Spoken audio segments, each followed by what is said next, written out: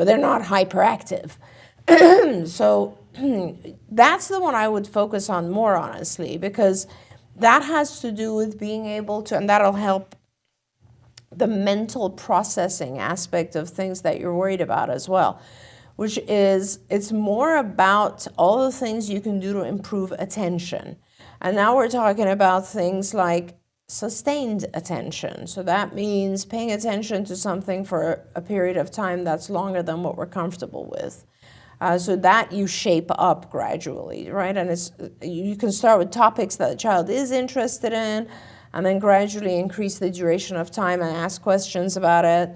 And then you can work on topics that the child's not interested in, and you'll see that's a much lower baseline. Usually we don't pay attention to things we're not interested in, and try to increase that gradually and reward it.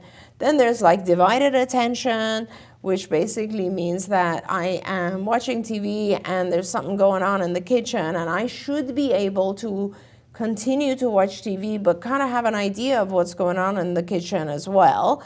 So when someone asks me questions about it, I can say, yeah, this is what's happening here, and I also know that so-and-so's in the kitchen doing something. I think they're cooking. Right. You should be able to have that. And then you also want to have the ability to set shift. We've talked about set shifting quite a bit.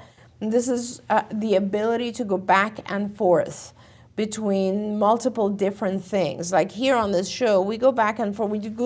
We change the subject based on the questions that come, but that's all one thing, right? It's one form of thing. Now, if I was so that's one form of set shifting, because I have to stop thinking about Parker's question and then pay attention to Johanni's question, and then that is a form of set shifting.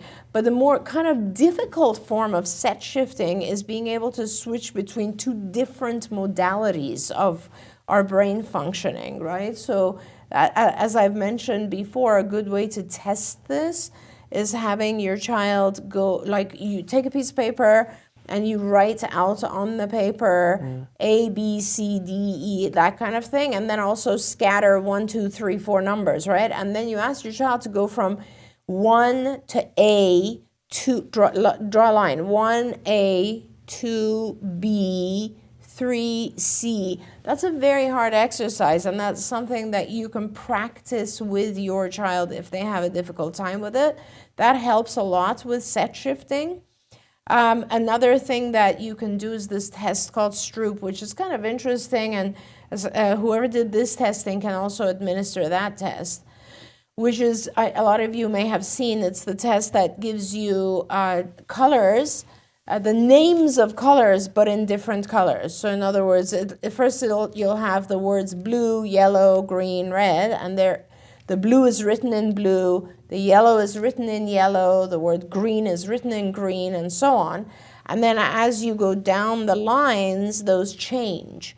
So now you have a blue written in red, yellow written in green, and so on. And now you ask the child, tell me the colors, or read the colors. Those types of things help us control what we are paying attention to.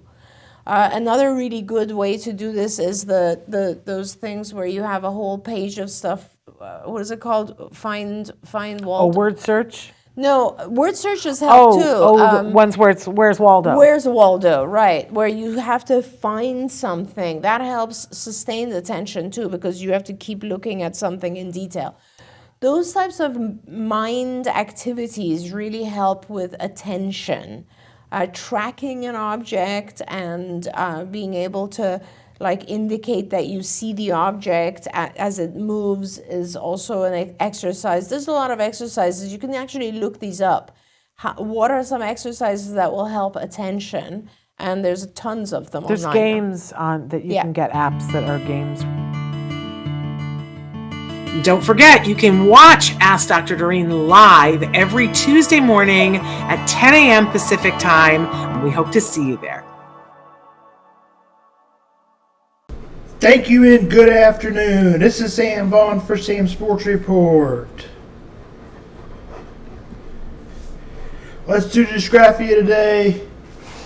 Mental learning disability.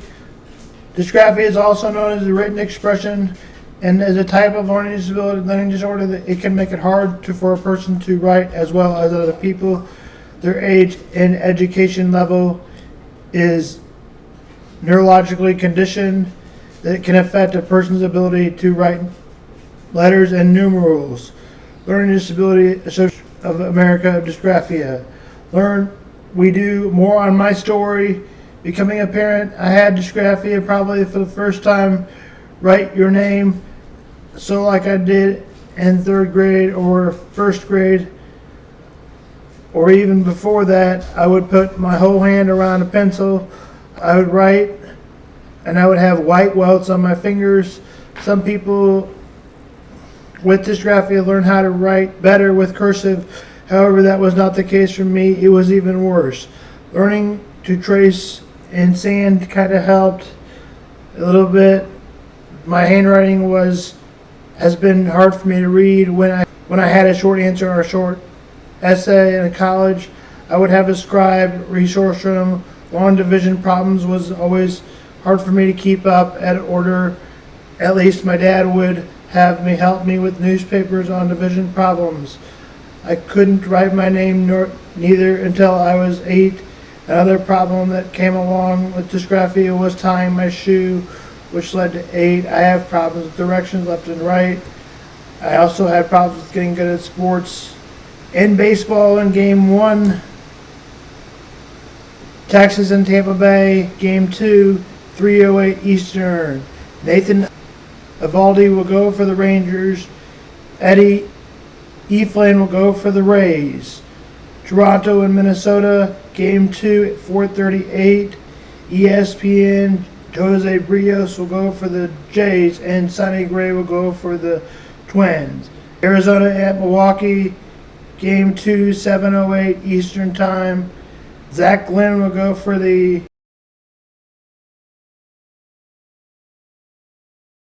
8:08 p.m. Eastern Phillies and Marlins.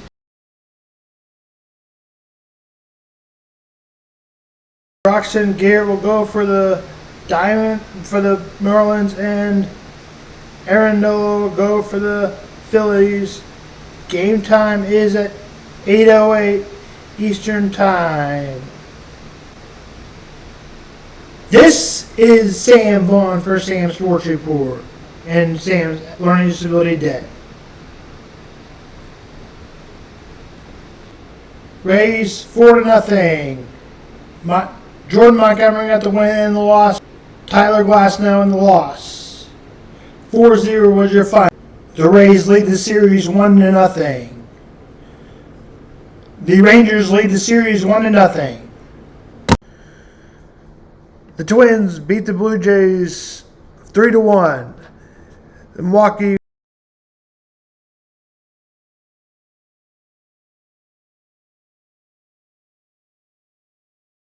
That's baseball. This is Sam Vaughn for Sam's Sports Report and Sam's Learning Disability Day.